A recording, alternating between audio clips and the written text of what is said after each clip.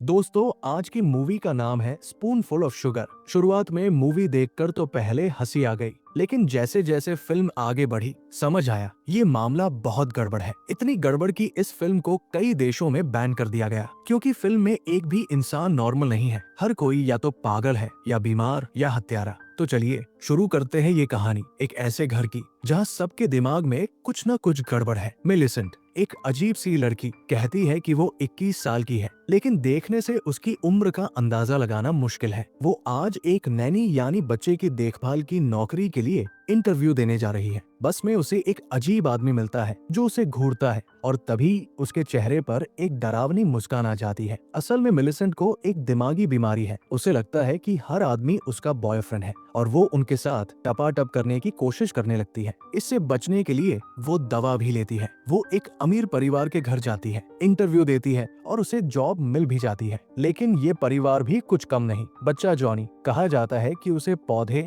और जानवर छूने से एलर्जी है। पिता जेकब, उसे हर दिन शारीरिक संतुष्टि चाहिए, यानी बिना टपाटप करे उसे घुटन होती है। माँ रेबेका, उसे खुद को चोट पहुंचाने की लत है। मतलब ये परिवार भी पूरी तरह पागल है, और शायद इसलिए मिलिसेंट को तुरंत नौकरी मिल गई। घर आकर पता चलता है कि मिलिसेंट के साथ उसका पालक पिता भी रहता है। वो मिलिसेंट को छोड़ना नहीं चाहता, कहता है मैं तुम्हारे बिना नहीं रह सकता। अब शायद इन दोनों का रिश्ता भी टपाटप वाला होता है। वहीं दूसरी तरफ जेकब और उसकी बीवी रेबेका मिलिसेंट की बातें कर रहे हैं। जब रेबेका कहती है कि मिलिसेंट अब तक कुंवारी है, जेकब के चेहरे पर गंदी मुस्कान आ जाती है। तभी जॉनी को अचानक अटैक आता है और सबका ध्यान बंट जाता है। मिलिसेंट अब जॉनी की देखभाल शुरू करती है और दोनों में दोस्ती हो जाती है। मगर एक दिन जॉनी उसे मरे हुए खरगोश की लाश दिखाता है। मिलिसेंट सोचती है क्या ये वही बच्चा है जिसे जानवरों से एलर्जी थी। रात को मिलिसेंट की बीमारी फिर से जाग जाती है। वो रेबेका के कपड़े पहनती है और जेकब की फोटो चुराती है। फिर फोटो देखते हुए उंगलियां कर करके खुद को जख्मी कर लेती है। अब मिलिसेंट बदल जाती है, अच्छे कपड़े, मेकअप, सब कुछ, क्योंकि अब वो जेकब को पसंद करने लगी है। रेबेका घर से बाहर जाती है और मिलिसेंट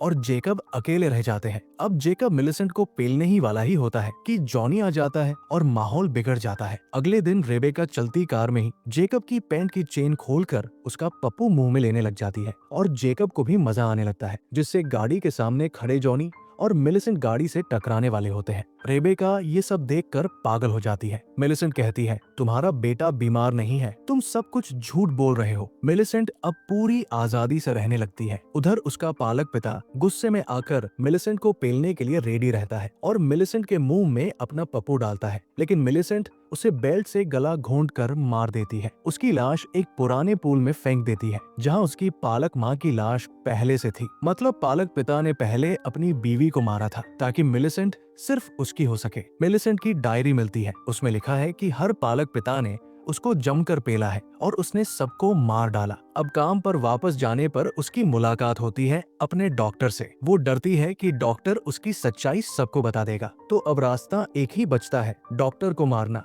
मिलिसेंट जॉनी से कहती है तुम्हारी माँ तुम्हें रोकती है, उसे मार दो, और उसे चाकू देती है। जॉनी मान जाता है। मिलिसेंट डॉक्टर को मार देती है, लेकिन जब घर लौटती है तो रेबेका ने उसे घर से बाहर कर दिया होता है। फिर वो जेकब के पास गोदाम में जाकर उसे बहकाती है और दोनों के बीच टपाटप शुरू हो जाता है। इधर जोनी रेबेका के हाथ में चाकू मार देता है, लेकिन रेबेका जैसे तैसे जोनी को कमरे में बंद कर देती है और खुद चाकू लेकर मिलिसेंट को मारने पहुंच जाती है। जैसे ही वो हमला करती है, मिलिसेंट भागती है और भागते हुए सीढ़ियों पर गिर जाती है। तभी जॉनी सामने आता है और 8 बार चाकू घूम देता है। जेकब और रेबेका को कोई हैरानी नहीं होती, जैसे ये सब पहले भी हो चुका है। वो अब सबूत मिटाने में लग जाते हैं। रेबेका कहती है और जमीन खरीदो, मतलब अब तक जितनी भी नौकरानियां आई थी सबको मारकर दफना दिया गया है। जॉनी को कोई एलर्जी नहीं है, वो तो एक खूंखार हत्यारा बच्चा है और उसके माँ बाप खुद उसके लिए शिकार लाते थे ताकि वो मारकर संतुष्ट हो सके। फिल्म यहीं पर खत्म हो जाती है। दोस्तों, मूवी अच्छी लगी हो तो एक लाइक